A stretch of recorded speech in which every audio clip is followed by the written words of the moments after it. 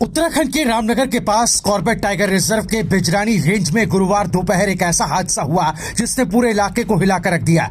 जंगल में जलौनी लकड़ी इकट्ठा करने गए बीट वॉचर प्रेम सिंह पर झाड़ियों में छिपे बाघ ने अचानक हमला कर दिया। इस घटना ने उनके परिवार और गांव वालों को गहरे सदमे में डाल दिया। दोपहर में खाना खाने के बाद प्रेम सिंह अपनी पत्नी रूपा और 9 साल के बेटे उदय के साथ जंगल में लकड़ी लेने गए थे। उन्हें जरा भी अंदाजा नहीं था कि कुछ ही कदम आगे मौत उनका इंतजार कर रही है। झाड़ियों में घात लगाकर बैठे बाघ ने रूपा के सामने ही प्रेम सिंह को अपने जबड़ों में दबोच लिया। रूपा ने अपने पति को बचाने की कोशिश में बाघ के पीछे दौड़ लगाई, लेकिन घने जंगल में उसकी चीखें गूंज कर रह गई। इस दर्दनाक घटना के बाद गुस्साए ग्रामीणों ने शव को ढेला रामनगर मार्ग पर रखकर प्रदर्शन किया। बीजेपी नेता इंदर रावत और पूर्व ब्लॉक प्रमुख संजय नेगी समेत सैकड़ों लोग मौके पर पहुंच गए।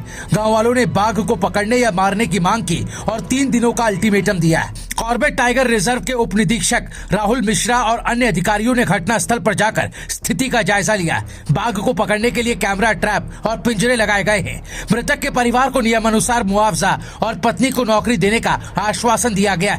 कॉर्बेट टाइगर रिजर्व के निदेशक डॉक्टर साकेत बड़ोला ने कहा, हम हर संभव कोशिश कर रहे हैं, जल्दी बाघ को पकड़ लिया जाएगा। जंगल की शांति अब डर में बदल गई है। गांव वालों का कहना है कि जब तक बाघ पकड़ा नहीं जाएगा वो खुद को सुरक्षित महसूस नहीं करेंगे। रूपा के आंसू और उदय की सिसकियां हर उस दर्द की गवाही दे रही हैं जो बाघ के हमले ने उनके परिवार को दिया है।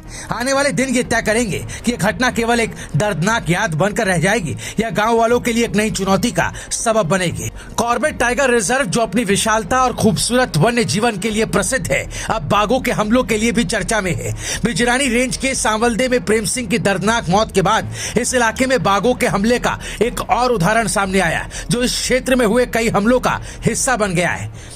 कॉर्बेट टाइगर रिजर्व के आसपास के इलाकों में बाघों के हमले बढ़ने लगे। पिछले कुछ सालों में कई ऐसी घटनाएं हुई जिनमें इंसान और बाघ के बीच टकराव हुआ। आंकड़ों के अनुसार 2020 से 2024 तक इस क्षेत्र में कुल 15 से ज्यादा बाघों के हमले हो चुके हैं, जिनमें कई लोग मारे गए और कई गंभीर रूप से घायल हुए। 2020 में ही 3 लोगों की बाघ के हमले में मौत हो गई, जबकि 2021 में यह आंकड़ा बढ़कर 5 हो गया। 2022 और 2023 में भी कुछ गंभीर हमले हुए, जिनमें 2 घटनाओं में बाघों ने ग्रामीणों को मार डाला। खासकर बिजरानी और ढेला रेंज में बाघों का आक्रमण ज्यादा देखा गया है। ये माना जा रहा है कि बाघों की संख्या में बढ़ोतरी और उनके इलाके में घास फूस की कमी के कारण वो मानव बस्तियों की ओर रुख कर रहे हैं। साथ ही जंगल में शिकार की कमी और कुछ बाघों के घायल होने के कारण वो मानव क्षेत्र में आकर हमला कर रहे हैं। इन हमलों के बाद गांव वालों में डर और आक्रोश बढ़ने लगा है। वो चाहते हैं कि प्रशासन बाघों को पकड़ने के लिए त्वरित कदम उठाए। कई बार प्रशासन ने बाघों को पकड़ने के लिए पिंजरे लगाए और कैमरा ट्रैप भी लगाए, लेकिन कई बाघों ने इस प्रयासों को चकमा दे दिया। अब इस दर्दनाक घटना के बाद एक बार फिर ये सवाल उठ रहा है कि क्या प्रशासन बाघों के हमलों को रोकने के लिए पर्याप्त कदम उठा रहा है, या ये एक लंबी लड़ाई है जिसमें इंसान और बाघ दोनों की सुरक्षा चुनौती बन चुकी है। इन घटनाओं से ये साफ है कि बाघों के हमलों का ये सिलसिला बढ़ रहा है और अगर शीघ्र कोई ठोस कदम नहीं उठाया गया तो समस्या और भी गंभीर हो सकती है। Bureau report, रायशुमारी।